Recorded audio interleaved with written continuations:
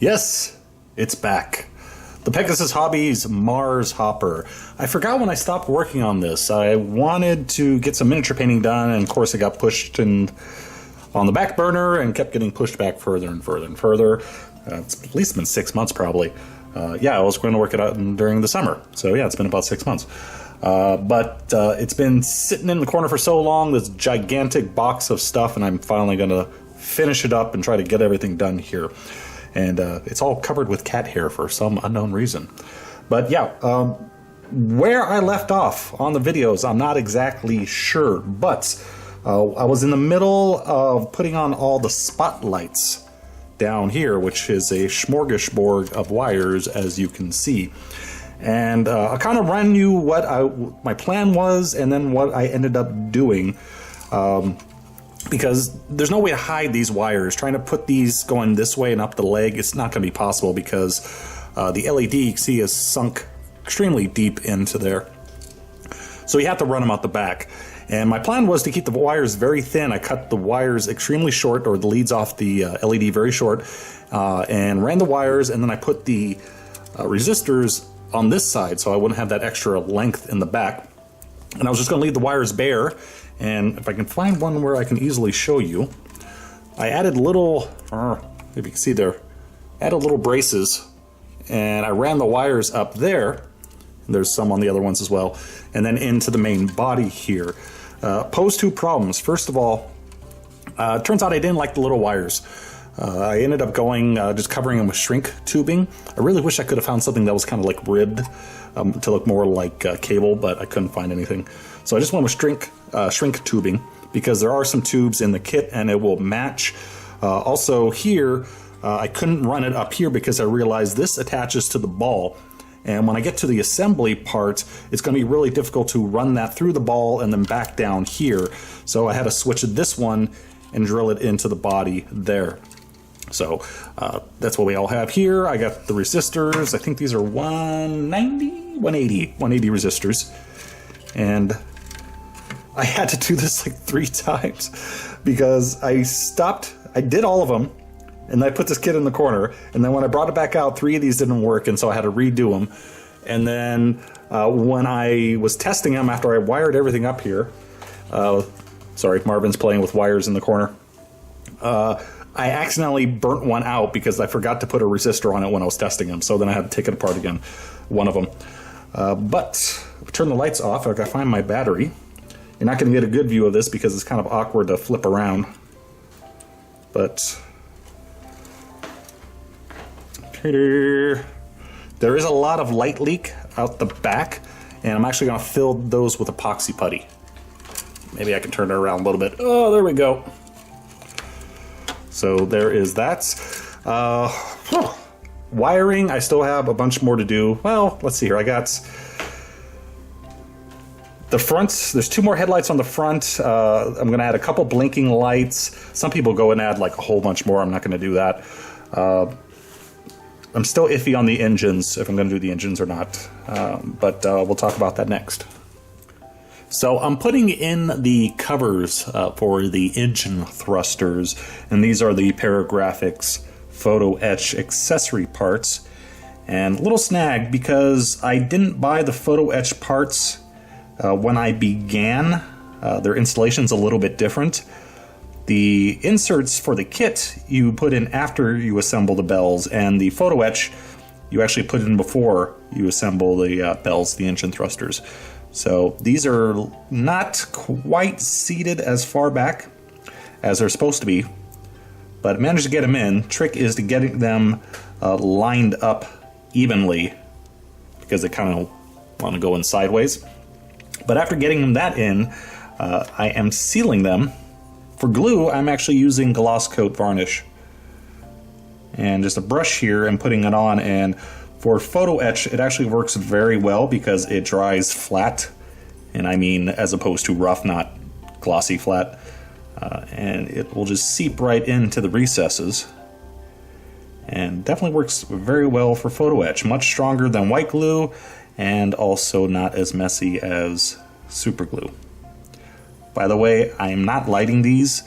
I see a lot of people lighting the engines on this kit, but the thing is parked.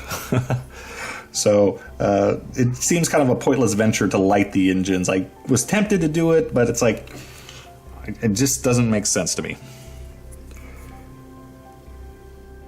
Oh, look at it. It is nearly done. The build, or the wiring portion, I should say, not the build portion, because there's so many bits still. But yeah, most of the wiring is done here, and fortunately I had to stop because I had to order some blinking LEDs, which I thought I had, and turns out I didn't. So, cleaned up the whole desk. That's why everything looks shiny now. It was horrible. But this is why I hate wiring. Look at all this. Look at all that. Wires everywhere. So I just want to give you a shot of the inside here. It still looks like I need to put some LEDs there, and then on the dome part as well. But we got all the spotlights in there, and I got the yellow ones I put in here, and then I added some little, I don't know what you call them. They rotate between red, blue, and green, so alternating light ones, just to give it a little more alien-ish look to it. And all this wiring goes, well, eventually will go to here, these giant wires, because this goes into this plug here. Obviously, with all these LEDs, I can't run it off of batteries, so I am using an AC adapter. Yes, my first time trying to use an AC adapter. So not only is this a pain in the butt, it has now become dangerous. So the idea is, I got this on eBay, get the receptor plug, and also I got the adapter on eBay too. I believe this is 9 volts. I can't remember what I ordered. Ordered this a while ago. Input 100, that doesn't tell me. Oh, there it is, 9 volts. Yep. So eventually it's going to plug into here. And there's no real way to hide the wire. I mean, if you're really clever, you can maybe run it down the foot. But I don't know. This is a lot easier. I've seen a lot of other people build it this way. And so you're just going to have the wire hanging out the back of the thing, unfortunately, when it's, you know, on the base. But this was the tricky part, putting this in, because I have it in here, and this is something you definitely don't want coming loose, you know, when this thing's all done, pushing this in too far and having this pop out.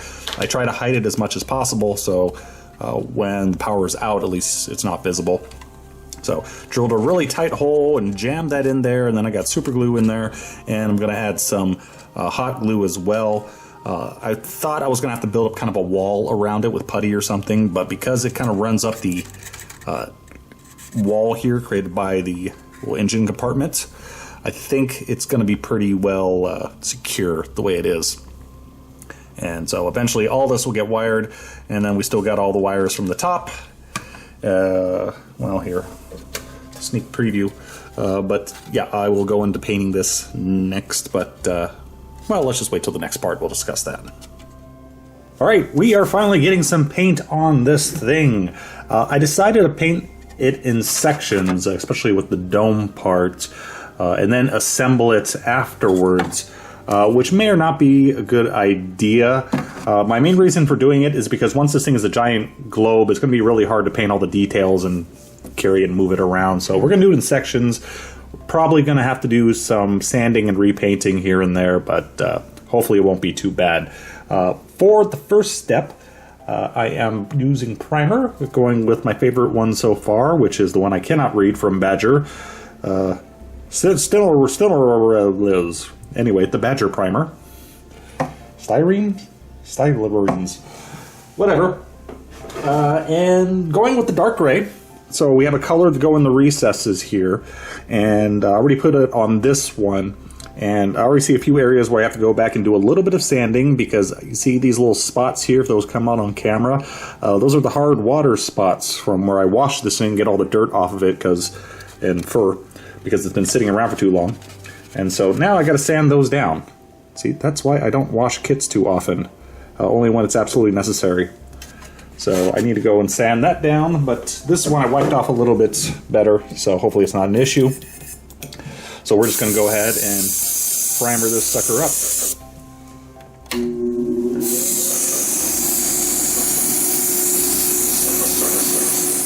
Doesn't that look neat just sitting there? It looks like a Star Wars base or something. But anyway, working on our base coat finally. We already put down the dark gray, and now the base coat I'm actually using primer again. We're going to stick with the Badger primer, this time using white, give us that nice NASA feel to it. And this is going to take a long time to do. We have a huge surface to paint, lots of pieces, and also white being so bright doesn't cover completely all in one coat. So it's going to be a matter of coating it, letting it dry, coating it, let it dry. So it's going to take several coats to finish it up. And I thought about doing this over the gray plastic itself, but I wanted that a little bit darker because the gray primer that we did is going to stay in some of the recesses, give us a little bit of shadow. It's not going to matter too much on this piece here, but for example, like the landing gear, there's a little bit of gray in there, so we have a little bit more dimension to the piece. But the other reason for using the primer is because I have a whole bunch of it, because this is going to take a while.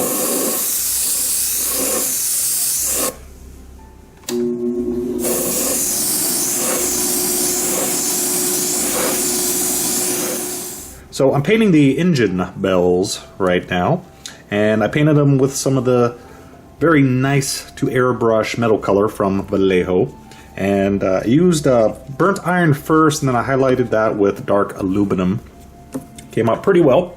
And now I'm adding a little bit of color. I'm going to try and get that aluminum burn color you see on jet exhausts, and I already went around with some violet ink, and hopefully you can see that. And now I'm adding a little bit of blue ink, and the trick here is definitely to not overdo it. Hang on, I gotta make sure I'm in camera. Because it's very easy to overdo, you know, a subtle effect like this. If I did the purple lights, I worked that up a little bit more, and the blue I'm just concentrating just on the edge here. A little shake of the airbrush. A little on the inside as well. So just get some of that discoloration. Like I said, it's very easy to overdo that, but that adds a little bit more color to the engine bells. And then I'm going to go back and I thought about using pigments, but I'm just going to use paint. But I'm going to paint black on the inside to darken that up. Still don't know if space rockets would leave burn and like soot. I had that discussion when I was doing the moon lander. People kept telling me to put soot on it, and I'm still not sure. No one can answer me if the propellants used in rocket motors, at least modern ones, would leave like burn residue. Anyway, let me finish this up.